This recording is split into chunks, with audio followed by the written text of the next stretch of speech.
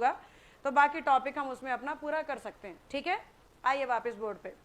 पहला रूल, जैसे कि इंग्लिश में एक शब्द आता है पीपल, या फिर एक बड़ा कॉमन सा वर्ड है पुलिस, इससे भी कॉमन है कैटल, फिश भी सुन रखा है, डियर सुन रखा है, जेंट्री तो आता ही रहता है पेपर में। पीपल और जेंट्री ऐसे शब्द हैं जो आते रहते हैं, पीपल और जेंट्री। जेंट्री हाई क्लास को कहते हैं, पढ़ा लिखा उच्च वर्ग, उसे कहा जाता है जेंट्री।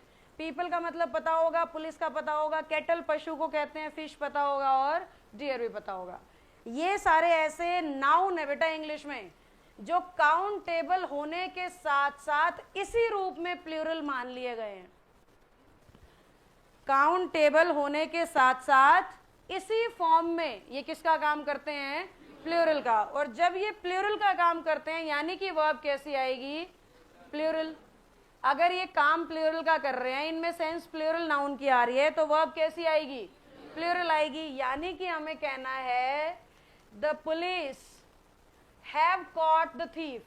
पढ़ना सेंटेंस को, जबकि हम जब नॉर्मल से इंग्लिश बोलते हैं बिना रूल रेगुलेशन को फॉलो करते हुए, हमारे मुंह से हैज निकलता है, हमें लगता है पुलिस तो सिंगुलर है। मैंने पीपल के साथ भी बच्चों को इज और हैज लगाते हुए देखा है। ये सारे के सारे नाउन इसी फॉर्म में प्लूरल होने का मतलब है, इन पे ऐसी आईएस भी नहीं लगा सकते आप कभी भी। पीपल्स, केटल्स, फिशेस ये भी यूज नहीं हो सकता। यही टाइप की चीजें इस टॉपिक में आपने पढ़नी है।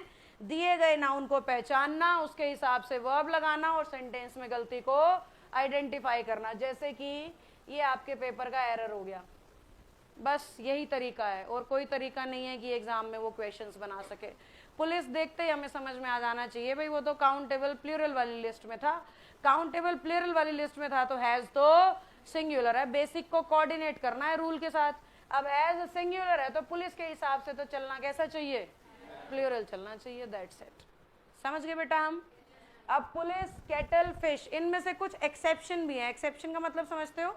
जो रूल को फॉलो नहीं करते या रूल से थोड़ा हट के चलते हैं कभी कभी, तो वो शब्द है आपका इनमें से बेसिकली इससे छेड़खानी होती है, थोड़ी बहुत इससे छेड़खानी होती है, इससे भी होती है, बता रही हूं तीनों, सुनो ध्यान से। Yes I am going. इसको लिख देता है पुलिस मैन, पुलिस ऑफिसर, तो समझ जाओ सिंगुलर हो गया।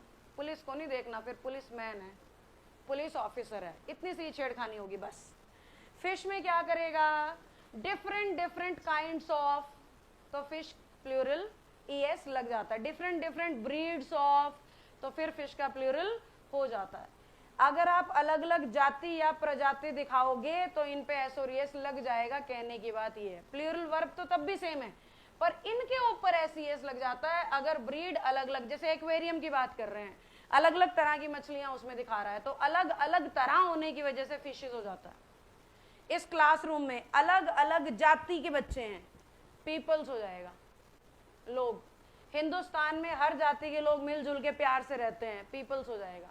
जहां पे भी जाति, धर्म, किसी भी तरीके से अलग अलग दिखा दोगे ना लोगों को, तो पीपल पे क्या लग जाएगा? एस लग जाएगा। चाहे स्टेट वाइज अलग दिखा लो, जाति वाइज अलग दिखा लो, धर्म वाइज अलग दिखा लो, रंग वाइज अलग दिखा लो, जैसे ही डिफरेंशिएशन वाली बात ऐड कर दोगे वहीं पे पीपल्स हो जाएगा। जैसे ही ब्रीड अलग दिखा दोगे वहीं पे फिशेस हो जाएगा। जैसे ही पुलिस मैन कर दोगे वर्ब सिंगुलर हो जाएगी। क्या हम समझ गए? क्या हमें थोड़ा थोड़ा सा समझ में